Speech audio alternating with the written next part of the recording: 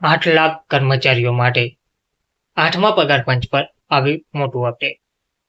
પગાર સુધારણા સમિતિ અંગે સરકારે આપ્યો એક મહત્વનો જવાબ.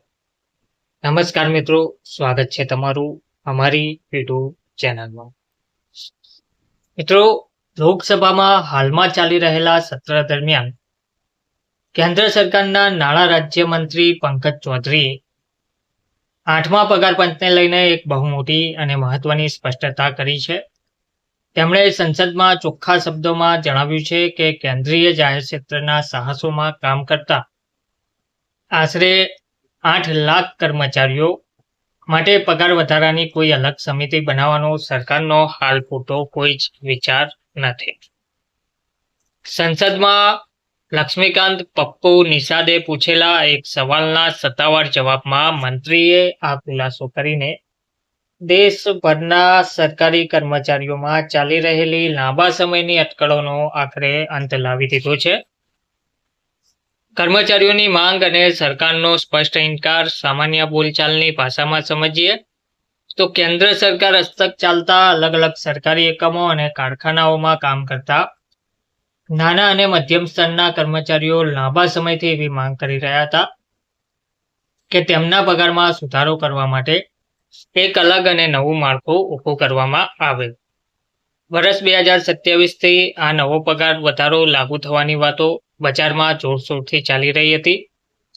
બિનકાર્યકારી અને મંડળ સ્તરથી નીચેના તમામ અધિકારીઓને એવી પાક્કી આશા હતી કે સરકાર તેમના માટે કોઈ ખાસ સમિતિ બનાવશે, પરંતુ સરકારે સંસદમાં સ્પષ્ટ ના પાડી દીધી છે કે હાલમાં સરકાર સમક્ષ આવી કોઈ જ દરખાસ્ત વિચારણા હેઠળ નથી.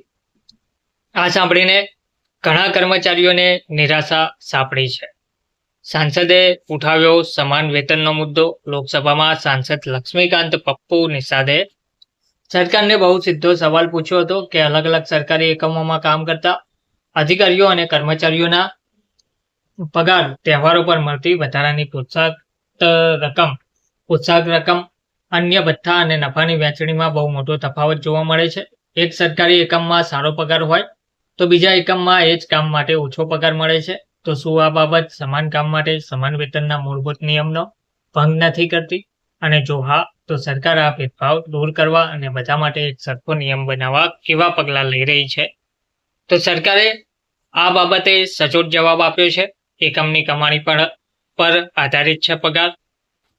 આ સવાલનો ખૂબ જ વ્યવહારુ જવાબ આપતા નાણાં રાજ્યમંત્રી પંકજ ચૌધરીએ જણાવ્યું કે દરેક સરકારી એકમની કમાણી અને તેમની નાણાકીય તાકાત એક સરખી હોતી નથી. જે એકમ બજારમાં સારું પ્રદર્શન કરે છે અને વધુ નફો રડે છે તે પોતાના કર્મચારીઓને સારા ભથ્થા અને વધારાની રકમ આપી શકે છે, જ્યારે જે એકમની આર્થિક સ્થિતિ નબળી છે ત્યાં પગાર ધોરણમાં થોડો ફરક રહેવાનો જ. ટૂંકમાં એકમની પોતાની આવક પર જ કર્મચારીઓના વધારાના આર્થિક ફાયદા નિર્ભર રહે છે. જોકે સરકારે એમ પણ કહ્યું છે કે આ બધા સરકારી એકમો પોતાની રીતે સ્વતંત્ર રીતે વહીવટી કરી શકે અને સાથે સાથે તેમાં પારદર્શિકતા જળવાઈ રહે તે માટે સરકાર સમયે સમયે જરૂરી માર્ગદર્શિકાઓ બહાર પાડતી રહી છે. ટૂંકમાં કહીએ તો 8 લાખ જેટલા કર્મચારીઓ માટે 8મા પગાર પંચ પર આ એક મોટું અપડેટ છે, જે પગાર સુધારણા સમિતિ અંગે સરકાર દ્વારા આ એક મોટો જવાબ સામે આપ્યો છે. ધન્યવાદ.